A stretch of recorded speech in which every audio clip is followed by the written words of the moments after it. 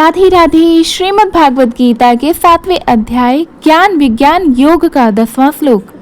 बिजम मां सर्वभूतानां विधि पार्थ सनातनम बुद्धि बुद्धि मतामस्ति तेजस तेजस्विना महामम। इसका भावार्थ यह है कि हे पार्थ, समस्त प्राणियों को सनातन बीज मैं ही हूँ, बुद्धिमानों में मैं बुद्धि हूँ और तेजस्वियों में मैं तेज हूँ। प्राचीन काल में काशी नगरी में एक ज्ञानी वृद्ध आचार्य देवकी नंदन अपने शिष्यों को शिक्षा दे रहे थे। एक दिन एक शिष्य ने उनसे पूछा, गुरुदेव, भगवान को कैसे समझा जाए? वे इतने विशाल हैं कि मन समझ ही नहीं पाता। आचार्य ने एक छोटे से आम के बीज को उठाया और बोले, देखो इस छोटे से बीज को। शिष्य ने कहा, इसमें तो कुछ खास नहीं है, यह तो बहुत छोटा है। आचार्य मुस्कुराए, यही सबसे बड़ा रहस्य है। इस छोटे से बीज में इतना सामर्थ्य है कि यह एक दिन विशाल वृक्ष बनेगा, हजारों फूल फल देगा, पक्षियों को घर देगा, यात्रियों को छाया देगा। जैसे बीज में पूरा वृक्ष छुपा हुआ होता है, वैसे ही हर जीव में भगवान का अंश छुपा हुआ होता है। फिर उन्होंने एक और बात कही, हे बालक, बुद्धिमानों की जो सही निर्णय लेने की शक्ति होती है वह भगवान का ही स्वरूप है, और जिनके भीतर तेज है, जो दूसरों को प्रेरित करते हैं, उनका वह तेज भी ईश्वर का ही अंश होता है। कुछ वर्षों के बाद वही शिष्य एक महान राजा बना था। उसने अपने राज्य में शिक्षा, धर्म और सेवा को बढ़ावा दिया। वह हमेशा कहता, मैं तो केवल एक बीज था जिसे भगवान ने अंकुरित किया। जो भी बुद्धि और तेज मुझ में है वह उन्हीं भगवान का है, परमपिता परमेश्वर का है। भगवान हर जीव में बीज की तरह होते हैं।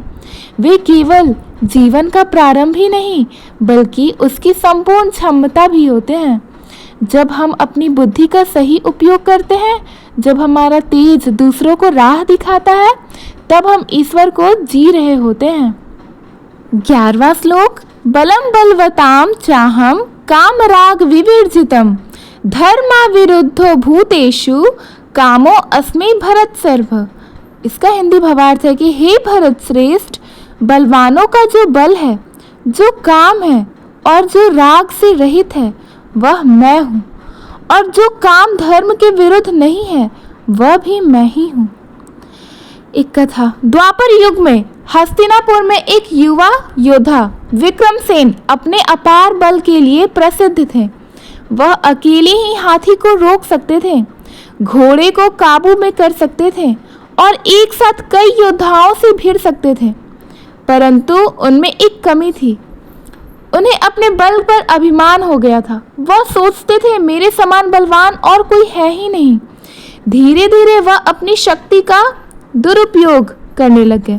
वो अपनी शक्ति का उपयोग केवल दिखावे और दूसरों को नीचा दिखाने के लिए करने लग गए। एक दिन एक वृद्ध संत उनके नगर में आए। उन्होंने विक्रमसेन को चुनौती दी, पुत्र, यदि तुम्हें अपने बल पर इतना गर्व है तो चलो मेरे साथ।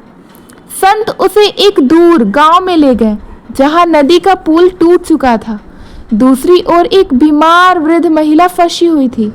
संत बोले, यदि सच में बलवान हो तो इस महिला को अपने कंधे पर बैठाकर नदी पार करवाओ।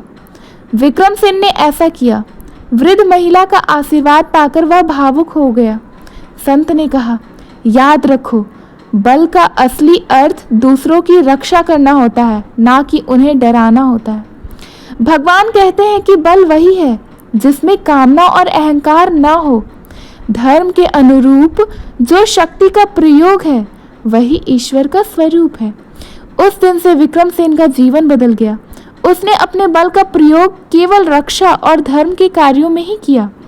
उसका नाम दूर दूर तक धर्मवीर विक्रमसेन के नाम से प्रसिद्ध होने लगा।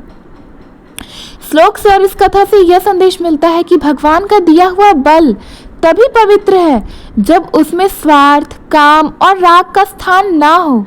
धर्म के मार्ग पर चलकर दूसरों की रक्षा और सहायता ही करना बल का सही उपयोग होता है। धन्यवाद। अगर आपको ये दोनों श्लोक का हिंदी अर्थ अच्छे से समझ में आया तो प्लीज़ हमारे वीडियो को लाइक करें, अपने फ्रेंड्स फैमिलीज़ के पास शेयर करें और नए हैं तो हमारे चैनल को सब्सक्राइब करना ना भूलें। राधे राधे, हरे कृष्णा, श्रीमन नारायण, धन्यवाद।